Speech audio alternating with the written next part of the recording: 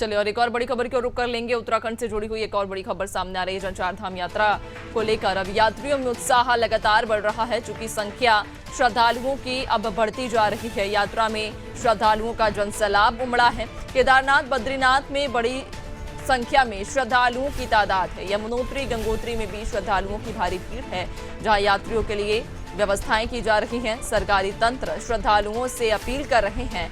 वहीं मुख्यमंत्री मुख्य सचिव से पल पल की अपडेट भी ले रहे हैं, क्योंकि यात्रा शुरू हो चुकी है। चार धाम की जो प्रसिद्ध यात्रा है, ये यात्रा शुरू हो चुकी है और ऐसे में श्रद्धालु बढ़ चढ़कर इस यात्रा में पहुंच रहे हैं। रोजाना श्रद्धालुओं की संख्या में इजाफा हो रहा है।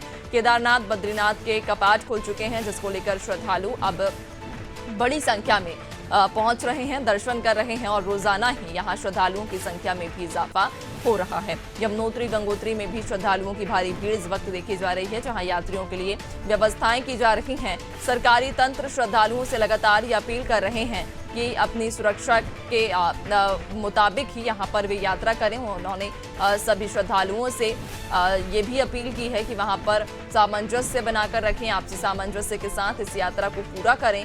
मुख्यमंत्री मुख्य सचिव से लगातार पल पल की अपडेट भी यात्रा को लेकर ले रहे हैं। चार धाम में यात्रियों की चूंकि संख्या लगातार बढ़ती जा रही है और इस पर ज्यादा जानकारी भी लेंगे। सहयोगी सोनू हमारे साथ जुड़े हुए हैं। सोनू, उत्तराखंड में चार धाम की जो यात्रा है वो शुरू हो चुकी है और रोजाना ही श्रद्धालुओं की संख्या में भी इजाफा हो रहा है। लगभग कितनी उम्मीद है श्रद्धालुओं के इस बार चार धाम यात्रा करने की?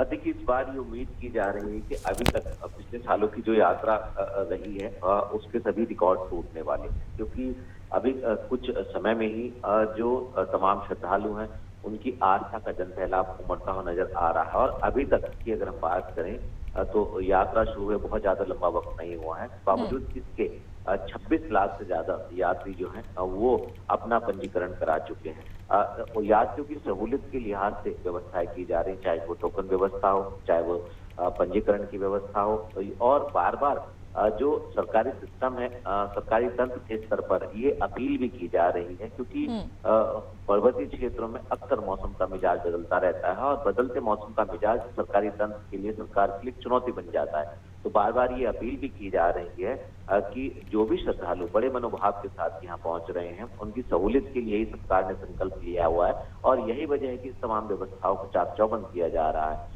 तो मौसम का अपडेट लेने के बाद ही अपनी यात्रा को आगे बढ़ाएं और जो ट्रैफिक के नियम है उनका अनुपालन करें और जो व्यवस्था बनाई गई है खास तौर पर उसमें सहयोग करें। तो लगातार ये कोशिश की जा रही है कि जो बड़ी संख्या में, बड़े मनोभाव के साथ, बड़ी तादाद में श्रद्धालु देवभूमि उत्तराखंड का रुख कर रहे हैं, यहाँ पहुंचने वाले सभी यात्रियों की यात्रा सुरक्षित हो, सुगम यात्रा हो, इसी पर सरकार फोकस कर रही है। और यही वजह है कि लगातार मुख्यमंत्री चुनावी प्रचार की व्यस्तता के बावजूद मुख्य सचिव से अपडेट भी ले रहे हैं कि यात्रा का संचालन किस तरह से हो रहा है और क्या सुचारू रूप से यात्रा चल रही है। और जहां पर जो लैंडस्लाइड वाले जोन है, इसके अलावा जो मूलभूत सुविधाओं से संबंधित जो आवश्यकताएं हैं उनको पूरा करने में भी सरकारी तंत्र जुटा हुआ है। पुलिस प्रशासन का इसमें बहुत महत्वपूर्ण रोल हो जाता है।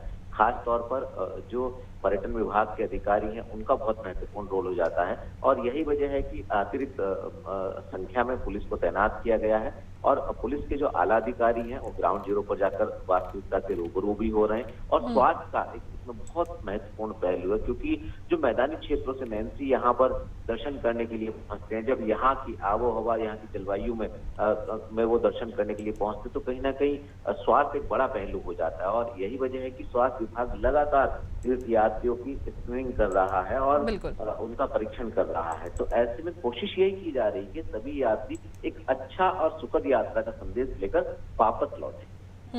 वाकई, और यात्रियों की सुरक्षा, यात्रियों की व्यवस्था, जो उनके खान पान की व्यवस्था है या फिर यात्रा के दौरान कोई उन्हें परेशानी ना हो, इन सब चीज़ों का जो तमाम इंतजाम है वो प्रशासन के द्वारा किए गए हैं। यात्रियों से भी यही अपील है कि सामंजस्य के साथ अपनी यात्रा को पूरा करें। बहुत शुक्रिया आपका, बने रहिएगा और भी अपडेट्स लेंगे आपसे आगे।